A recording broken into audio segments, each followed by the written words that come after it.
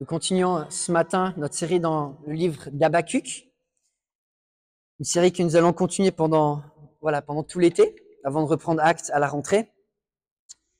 La question du mal est une question qui dérange.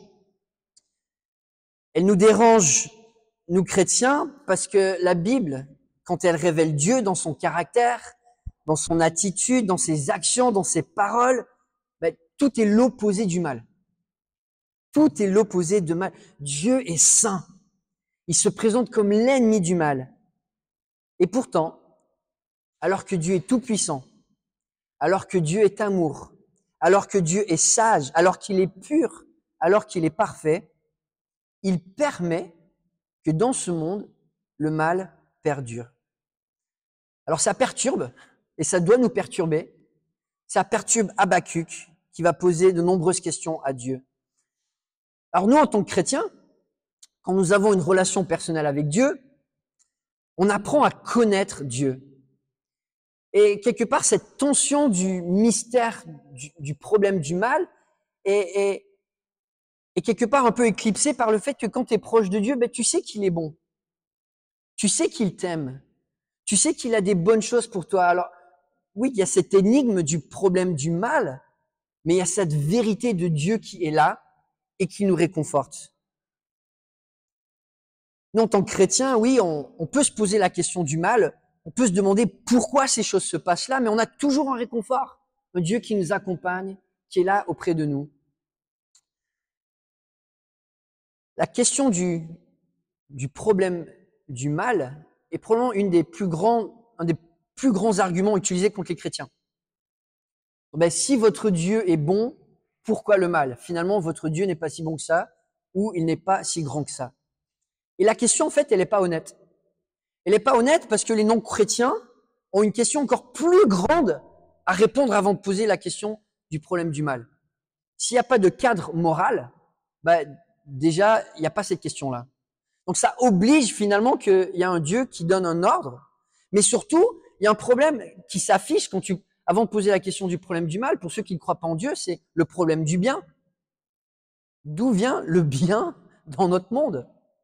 Et si tu peux même pas répondre au fait que la vie a un sens, qu'il y a une source pour l'amour, que tu as été créé avec une valeur à l'image de Dieu, que Dieu a fait un monde bon au départ, si tu peux pas répondre à la question que, en fait, il y a du bon dans ce monde, tu as un gros problème parce que rien dans la vie n'a de sens. Oui, quand tu es confronté au mal, le mal, souvent, on n'arrive pas à dire, ça a du sens. Et Dieu, un jour, donnera du sens, mais pour l'instant, ça reste en grande partie une énigme.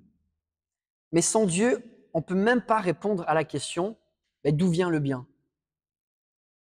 Et alors peut-être, aujourd'hui, vous avez un peu chaud, peut-être vous avez souffert de la canicule, mais franchement, quand tu manges une bonne pastèque bien fraîche, quand il fait chaud, tu dis, mais Dieu, il est bon quand même. Et même quand tu as des circonstances un peu difficiles, tu regardes le ciel, le soleil, et tu dis, mais quand même, Dieu, il est bon d'avoir fait ce monde avec tellement de délices, tellement de plaisir. Et peut-être le matin, tu te lèves, tu as un peu mal au dos, tu as mal dormi, tu es fatigué. Et si tu te mets à réfléchir à tous les gens sur cette terre qui t'aiment, tu dis, mais quel cadeau de vivre dans le monde que Dieu a fait pour nous. Quand on connaît Dieu, on a tellement de réponses de ce bien qui viennent que cette question du mal, elle pâlit un petit peu. Alors oui, le problème de l'existence du mal, ça trouble tout le monde, les chrétiens et les non-chrétiens. Mais quand on a Dieu de notre côté, on a tellement de réponses. Alors on continue notre série dans le livre d'Habakkuk. Et Habakkuk va poser plusieurs questions à Dieu. C'est un prophète qui prophétise à un moment où Juda est le royaume du Sud est à la fin de son histoire. Et à la fin de son histoire parce que le péché de ce peuple est arrivé à son comble. Et Habakkuk est dépité. Et il pose la question à Dieu au début de son livre, mais Dieu, pourquoi le mal dans mon peuple, si tu es aussi grand? Et Dieu lui répond en lui posant une autre question, quelque part de manière un peu directe. Tu dis que je suis grand, mais à quel point? Je vais mettre ta foi au défi. Tu vas réaliser que je suis encore plus grand que ce que tu réalises. Parce que le mal que tu vois, moi je peux même l'utiliser pour ton bien. Et là, il pose une deuxième question. Dieu, Si tu es saint, alors pourquoi est-ce que le mal doit être autour de moi? Dieu, si tu es saint, pourquoi le mal doit être autour de moi? Alors c'est intéressant parce que Dieu, dans la Bible, il répond pas toujours à nos questions. Et un petit peu quand, voilà, si vous avez des enfants en bas âge, ils aiment poser des centaines de questions. Et des fois, tu as le temps de répondre. Des fois, tu réponds tout simplement, écoute, fais-moi confiance. Fais-moi confiance parce que tu vas voir, on est en train de faire quelque chose qui va prendre du sens dans le futur. Et dans la Bible, il y a beaucoup de personnes qui posent des questions à Dieu. Et la distance entre des enfants et des parents, elle est toute petite par rapport à la distance entre nous et Dieu. Et des fois, Dieu, il prend cette posture de parent, de papa, qui nous dit, écoute, fais-moi confiance. Et l'épître, la lettre d'Habakkuk se résume tellement bien avec ce verset, qui est le défi chrétien. Le juste vivra par la foi. Alors j'invite à lire ce passage. Avant ça, je vais lire une citation de Don Carson, qui le résume tellement bien. Il dit « Dieu s'intéresse moins à répondre à nos questions qu'à d'autres choses. Assurer notre allégeance, établir notre foi, nourrir un désir de sainteté. » Et comme on l'a mentionné la semaine dernière, il y a un problème plus grand que le problème du mal dans notre monde. Et c'est le problème du péché, c'est le problème de l'incrédulité, le problème de la perdition. Dieu va répondre à la question du mal, mais ceux qui sont séparés de lui le seront pour toujours, s'ils ne se repentent pas. Je vous invite à lire avec moi la parole de Dieu en Habakkuk, chapitre 1. On va lire du verset 12 jusqu'au chapitre 2, verset 4. « N'es-tu pas depuis toujours, Éternel, mon Dieu, mon saint? Nous ne mourrons pas, Éternel. Tu as établi ce peuple pour exercer tes jugements. Mon rocher, tu l'as appelé pour infliger tes punitions. Tes yeux sont trop purs pour voir le mal, et tu ne peux pas regarder la misère. Pourquoi regarderais-tu les traîtres? Pourquoi garderais-tu le silence quand le méchant dévore celui qui est plus juste que lui? Traiteras-tu l'homme comme les poissons de la mer, comme le reptile qui n'a pas de maître? Le Babylonien les fait tous monter avec l'hameçon. Il les attire dans son filet. Il les rassemble dans sa nasse. Alors il est dans la joie et dans l'allégresse. C'est pourquoi il offre un sacrifice à son filet. Il fait brûler de l'encens en l'honneur de sa nasse, car grâce à eux, sa portion est grasse et sa nourriture succulente. Va-t-il toujours vider son filet et égorger sans pitié les nations? Je veux être à mon poste et me tenir sur la tour. Je veux veiller pour voir ce que l'Éternel me dira et ce que je répliquerai à mes reproches. L'Éternel m'a répondu et a dit, « Mets la vision par écrit, grave-la sur des tables afin qu'on la lise couramment. En effet, c'est encore une vision qui concerne un moment fixé. Elle parle de la fin et ne mentira pas. Si elle tarde, attends-la, car elle s'accomplira. Elle s'accomplira certainement. Il est plein d'orgueil, celui dont l'âme n'est pas droite. Mais le juste vivra par la foi. » Premier discours de Habakkuk à Dieu. Dieu, si tu es grand, pourquoi le mal? Dieu retourne une question. Tu penses que je suis grand? Mais à quel point? Deuxième question d'Habakkuk. Dieu, tu es saint. Tes yeux sont trop purs pour voir le mal. Alors pourquoi est-ce que le mal perdure? Et Dieu lui répond, tu penses que je suis saint? Mais à quel point? À quel point penses-tu que je suis mis à part? Est-ce que je suis assez mis à part? Est-ce que j'ai vraiment trouvé ma place assez pour que cette place donne la place à tout ce qui se passe sur la terre? Est-ce que je suis assez saint pour que ma sainteté définisse tout le reste de la terre, de l'univers, du cosmos? C'est un peu la question que Dieu va répondre à Habakkuk. Habakkuk commence au verset 12 en plaidant Dieu sur la base de sa sainteté. N'es-tu pas depuis toujours, Éternel, mon Dieu, mon saint? Nous ne mourrons pas. Éternel, tu as établi ce peuple pour exercer tes jugements. Mon rocher, tu l'as appelé pour infliger tes punitions. Face au problème du mal, qui est difficile à cerner dans nos vies, si vous passez par des épreuves, mon message n'est pas pour diminuer votre souffrance. Le mal que vous vivez, il est réel et des fois, il est incompréhensible. Et on se pose des questions. Mais Habakkuk commence bien, parce qu'il commence bien en cherchant le réconfort dans la sainteté de Dieu. Le réflexe de l'humanité, malheureusement, c'est de faire le contraire. Si les choses ne vont pas dans mon sens, alors je vais rejeter la sainteté de Dieu pour aller chercher un raccourci pour me faire plaisir. Je vais aller trouver mon réconfort dans quelque chose d'immédiat, dans quelque chose d'autosatisfaisant. Habakkuk a découvert que la base du réconfort chrétien est la sainteté de Dieu.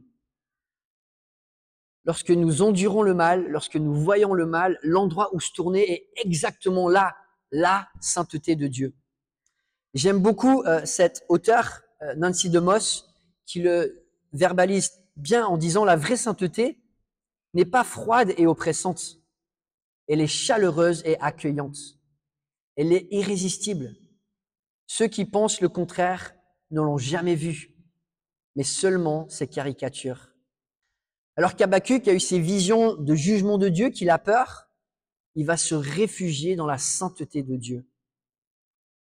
J'aime bien aussi comment le théologien du XVIIIe siècle, Jonathan Edwards, connu peut-être comme le plus grand théologien américain, décrit cette sainteté de Dieu en disant « Le véritable amour pour Dieu doit commencer par du plaisir dans sa sainteté, et non par un plaisir dans un autre attribut, car aucun autre attribut n'est vraiment aimable sans celui-ci. » La sainteté de Dieu, c'est ce qui met Dieu à part dans sa perfection. La sainteté de Dieu, c'est ce qui met la couleur dans tout ce qu'il fait. Son amour est à part. Sa joie est à part. Sa générosité, elle est à part. Sa pureté est à part. Sa grandeur est autre. Sa gloire est autre. La sainteté de Dieu définit Dieu dans tous ses attributs. Et c'est pour ça que, voilà, les deux auteurs que j'ai cités nous disent, mais tournons-nous vers cette sainteté de Dieu pour contempler Dieu, parce que c'est la base de tout. Dieu est saint, et quand on regarde un petit peu au vocabulaire biblique, on peut le résumer de 3 manières différentes. Alors, il y aurait plus de manières de le développer, bien sûr. Et quand on parle de la sainteté de Dieu, on parle souvent de sa pureté.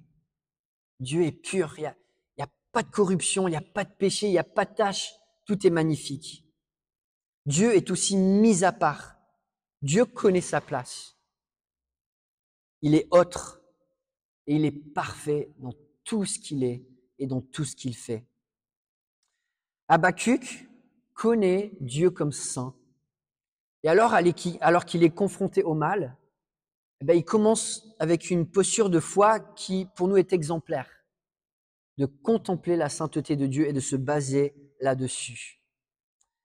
Mais ça lui renvoie à une question. Dieu, si tu es saint, pourquoi les Babyloniens pour exercer ton jugement? Ok, tu es saint, ton peuple, on mérite un jugement, mais pourquoi les Babyloniens? Verset 13.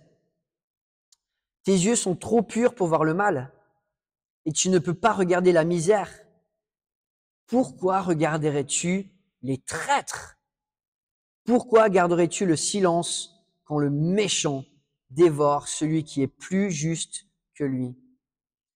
Habakkuk, il est confus. Ok, on a foiré. Nous, le peuple de Dieu, on t'a abandonné. On est allé trop loin, on mérite le jugement. Mais les Babyloniens, ils sont pires que nous. Pourquoi les utiliser à eux?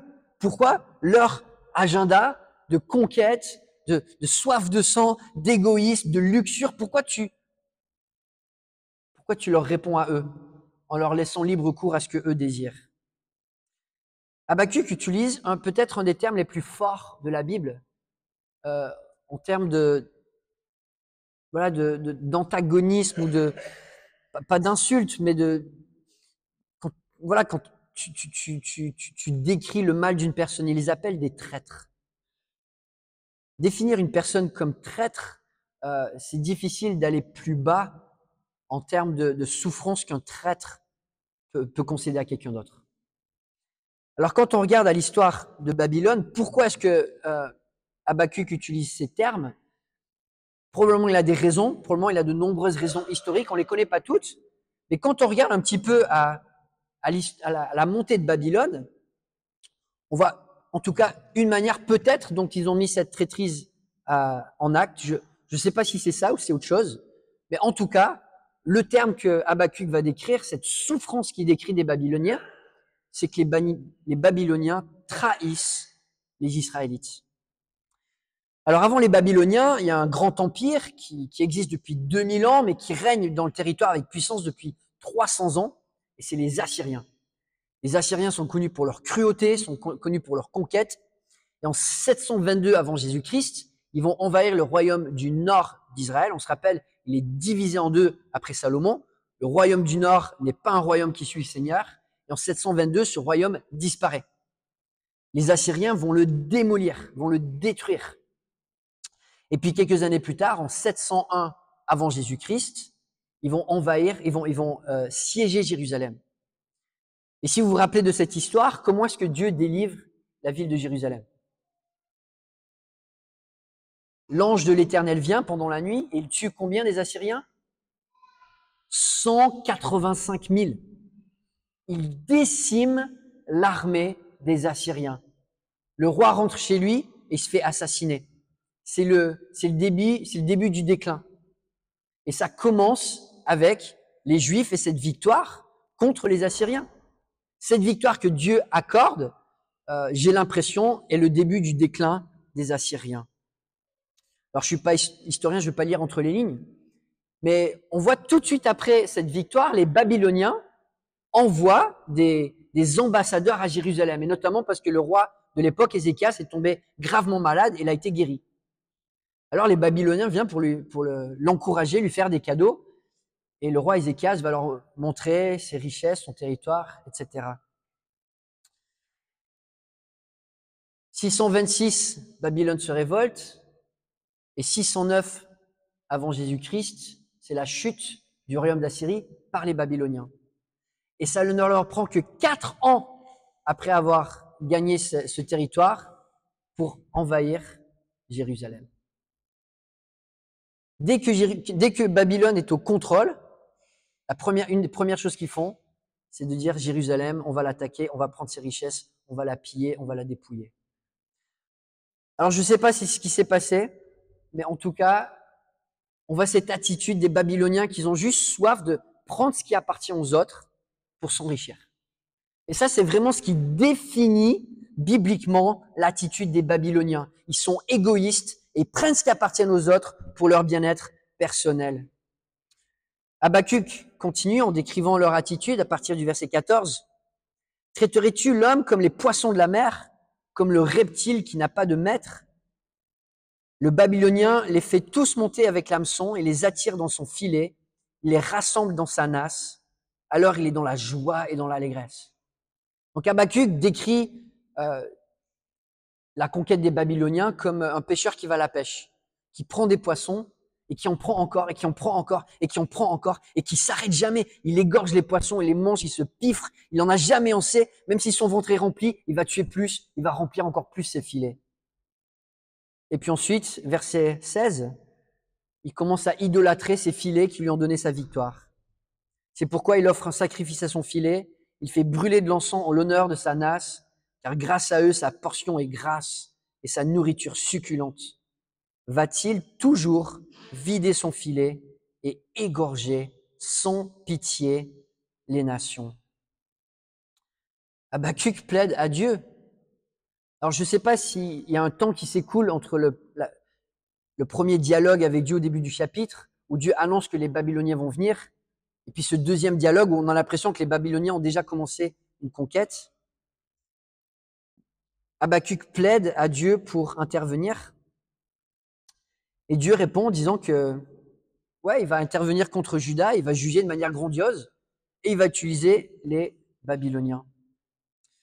Alors je ne sais pas à quel point, si vous êtes juif à l'époque, vous pouvez imaginer à quel point c'est humiliant. Comment est-ce que l'histoire du peuple juif commence? Avec quel personnage ça commence? Quel est le patriarche d'Israël? Abraham.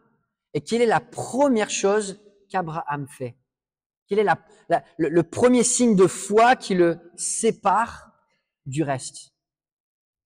Il part de Babylone. Alors qu'il vient de la région de Charan, Ur en Chaldée, Abraham vient de cette région. Et quand on regarde à Abraham, il arrive à quel chapitre de la Bible? Il arrive au chapitre 11 de la Genèse, un chapitre qui commence avec quoi? Avec la plus grande révolte de tous les temps, celle de Babel, où la terre entière est liée en disant Dieu, ça suffit tes plans, on fait ce que nous on a envie, on se met nous en avant, on cherche notre propre gloire, et toi, bye bye. Babylone, on la voit du début de la Bible à la fin de la Bible, c'est une rébellion contre Dieu en disant non, moi je veux mon nombril, je veux mes propres fins et non les fins de Dieu. Donc imaginez un petit peu, il y a 1600 ans d'histoire, où ça commence avec Abraham qui est libéré de ce joug de rébellion, de cette malédiction de vivre contre Dieu. Et tu arrives au dernier chapitre de cette histoire, où en fait c'est la même chose qui se passe. La Babylone qui se rebelle, qui est égoïste, qui est assoiffée de sang, elle est bâtie par Nimrod, un grand chasseur devant l'Éternel qui est appelé, on pense que voilà, c'était un conquérant, un homme sanguinaire. Tu as le début de Babylone, enfin, le début de l'histoire d'Israël avec une mauvaise Babylone, tu as la fin de l'histoire d'Israël avec la même chose qui se passe. Tu fermes le livre, la première et la dernière page, c'est la même chose. Mais t'imagines la violence que ça fait dans le cœur?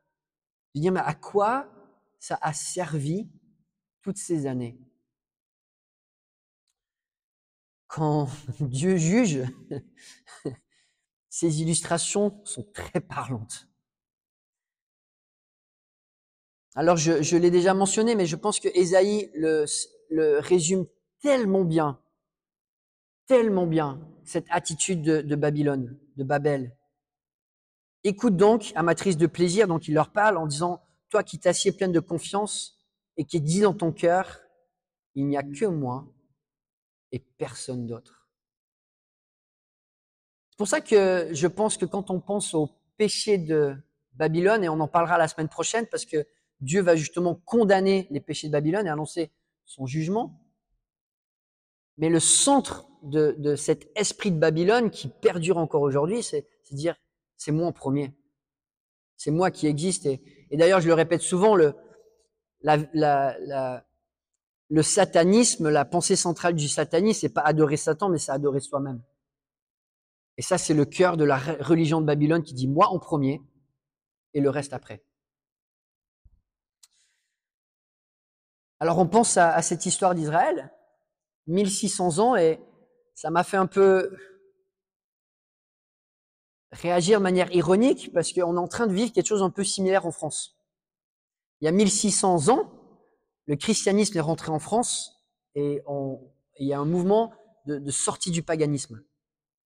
Il y a un mouvement en France en disant voilà, on va construire sur des nouvelles bases. On va fuir une certaine luxure, idolâtrie, immoralité sexuelle, on prend pas soin des autres et le christianisme est rentré dans notre pays. Alors, je veux pas dire que pendant 1600 ans, ça a été la fête, on est d'accord. Le péché a toujours été là. Mais on arrive à une époque, il me semble, où il y a une unité de retour aux valeurs païennes et paganisme qui sont omniprésentes. Un retour vers ces choses qu'on voit qui ont conduit à la chute de l'Empire romain, qui ont conduit à la première chute de l'Empire de Babylone, et qu'on vit aujourd'hui avec de plus en plus d'intensité. La décadence, la confusion sexuelle, l'attaque des valeurs familiales, le rejet de la moralité, une attraction constante vers l'idolâtrie, vers l'occultisme, vers l'astrologie, la glorification du péché, un envoûtement hors norme vers le divertissement.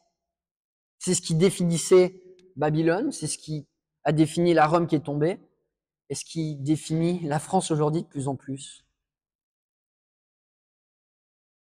Si aujourd'hui on devait fermer le livre de notre histoire en France, est-ce qu'on pourrait dire que moralement on a progressé après 1600 ans de christianisme? C'est dur de répondre à cette question. Alors on peut aussi crier à Dieu en disant mais Dieu, pourquoi? Pourquoi si tu es saint, on est en train de revivre un retour à la case départ. Encore une fois, je dis pas que pendant 1600 ans, tout a été beau en France. Mais il y a certaines valeurs qui ont produit quand même des belles choses, qui aujourd'hui sont attaquées de manière très forte. Alors c'est pas juste sociétal, c'est en France, hein, c'est humain. Le cœur recherche ces choses-là. Il n'y a rien de nouveau sous le soleil. On recycle les mêmes péchés chaque génération. Mais Habakkuk est confus. Son peuple a été rebelle. Et là, Dieu dit, ben voilà, j'envoie les Babyloniens. Retour à la case départ. Chapitre 2, verset 1, on continue. Je veux être à mon poste et me tenir sur la tour. Je veux veiller pour voir ce que l'Éternel me dira et ce que je répliquerai à mes reproches. L'Éternel m'a répondu et dit, mets la vision par écrit, grave-la sur des tables, afin qu'on la lise couramment. En effet, c'est encore une vision qui concerne un moment fixé. Elle parle de la fin et ne mentira pas. Si elle tarde, attends-la, car elle s'accomplira. Elle s'accomplira certainement. Il est plein d'orgueil, celui dont l'âme n'est pas droite, mais le juste vivra par sa foi. Alors dans ce dialogue entre la question d'Habakkuk et la réponse de Dieu, on ne voit que la première partie de la réponse de Dieu. Dieu va mettre Habakkuk au défi de foi, et c'est sur quoi on se penche ce matin. La prochaine fois, on continuera avec la deuxième partie de la réponse de Dieu où il montre les péchés de Babylone qui vont être condamnés.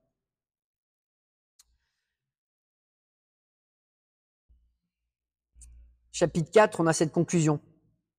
Il est plein d'orgueil, celui dont l'âme n'est pas droite, mais le juste vivra par la foi.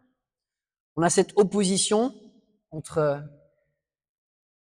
ce désir d'orgueil, ce désir de se mettre en premier, et puis cette foi où finalement on dit, mais Dieu, j'accepte la place que tu m'as donnée. La place où toi tu es Dieu, et moi je suis là pour attendre de te voir agir. Et ça, quelque part, c'est une réponse directe à cette plaidoirie d'Habakkuk pour la sainteté de Dieu. Dieu, il est saint, il est mis à part. Dieu, il connaît sa place. Et Dieu va répondre à Habakkuk, tu m'appelles saint, mais si je suis saint, est-ce que ça veut dire que je connais ma place et du coup c'est moi qui donne une place à chaque chose? Et est-ce que je pourrais même pas donner une place au péché pour mon plan? Le mettre à part pour que même ce péché qui est horrible à mes yeux puisse quand même accomplir mes plans? Dieu répond à Habakkuk, ok, tu m'appelles saint, je suis mis à part, tu connais ma place, mais toi, est-ce que tu connais ta place? Si nous demandons à Dieu, et quelque part, Habakkuk pose une question que je pense qu'on pose souvent à Dieu. Dieu, est-ce que tu es vraiment à ta place? Là, il y a du mal autour de moi, pourquoi tu n'es pas là? Normalement, tu devrais être là. Elle est là, ta place, pour répondre à mes problèmes à moi. Est-ce que tu as compris ta place, Dieu? Dieu va mettre la foi d'Habakkuk au défi. On va pas sur ce territoire-là. On va pas sur ce territoire-là. Si je suis saint, ça veut dire que je connais ma place. Mais toi, est-ce que tu connais ta place d'être une personne qui vit par la foi, qui fuit l'orgueil, qui fuit ses désirs d'indépendance, de te mettre en avant, de dire non, non, moi je veux faire confiance à Dieu, je veux le suivre, je veux m'attendre à lui. La place que Dieu a pour l'humanité est de vivre par la foi.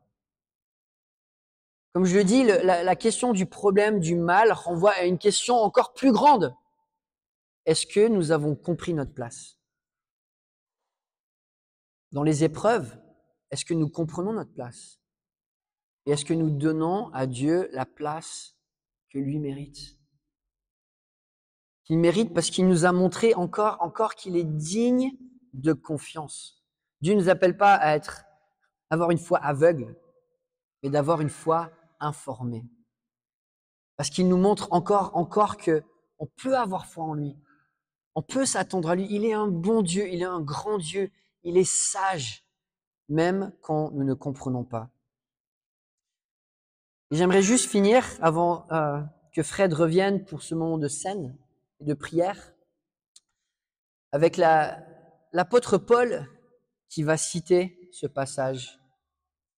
L'apôtre Paul va citer ce passage 3 fois dans les Écritures, dans le Nouveau Testament, en Galates, en Romains, et si, bon, en tout cas c'est ma conviction, mais peut-être pas partagée par tout le monde, dans l'Épître aux Hébreux. Paul va centrer le christianisme sur ce verset. Le juste vivra par la foi, en nous rappelant qu'on peut avoir confiance en Dieu, et notamment parce qu'il est allé jusqu'à venir sur terre pour mourir pour nous. Oh, qu'il est digne de confiance. En effet, je n'ai pas honte de l'évangile. J'ai pas honte de vivre par la foi. Même quand je vois pas, même quand je comprends pas. J'ai pas honte de cette place que Dieu m'a donnée. C'est la puissance de Dieu pour le salut de tout homme qui croit, du juif d'abord, mais aussi du non-juif. En effet, c'est l'évangile qui révèle la justice de Dieu par la foi et pour la foi, comme cela est écrit. Le juste vivra par la foi. J'invite à quelques moments de silence dans vos cœurs pendant que Fred s'avance, alors que nous nous préparons pour ce moment de rappel de ce que Christ a fait pour nous.